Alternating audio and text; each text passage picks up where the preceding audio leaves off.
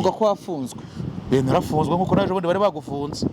Wafunzwe igihe kingana iki? Ngiye ko ari umunsi. Wafunze umunsi umwe, njye rero nafunzwe imyaka 7. Pole yikize kandi mu gihugu ntabwo turi kuba muri imiyaga. Wari warakoze iki kugira ngo ufungwe 7? Bandikaga inyandiko mpimbano. Inyandiko mpimbano zo bandikaga. Wari wanditse iki? Ukuvuga ngo nashatse kubona nahinduye amazina n'abantu batabizi banabyumvireho. Njye nahinduye amazina nshaka kwita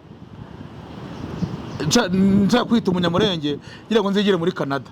Baza kumvumbura, bamvumbe rero urabizi ukuntu nyine iki bahita bashyikiriza inkiko zirantera. Urashatse kwiyita iki? Umunyamurenge nari nahinduye amazina. Kuki watekereje ko umunyamurenge mbere y'ibindi byose? Kuvuga ngo urabona nibo favori kuko bava ko nta gihugu bagira, bameze nk'abanya-Israel.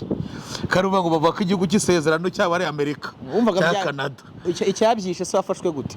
Ni ukuvuga ngo nagiyeyo babonye amazina basanga ntabwo bihura. Uri wiyise nde? Mbangutse. Mbangutse Mahombe.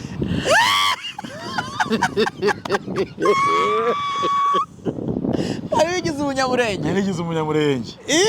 Baramvumbuye. Wari wiyise nde? Mbangutse. Irindi? Mahombe. Ubundi witwa nde? Nitwa Manirakiza Placide. None se ko abanyamurenge bafite aho bava ba papa wabo imirara, wari ufite umurara? Umurara ni wo muryango wanjye nyine, no kuvuga ngo ngende umunyabyinshi. Ndi umunyabyinshi ari uwo barabajije gukora ugiye kuba umunyabyinshi, ni umunyabyaha byinshi, ni umunyabyinshi biki, ni ibyaha, ni inyama n'ibiki. Ndavuga ati genda uko nabyumvije nari ntekanitse ngira ngo nigendere.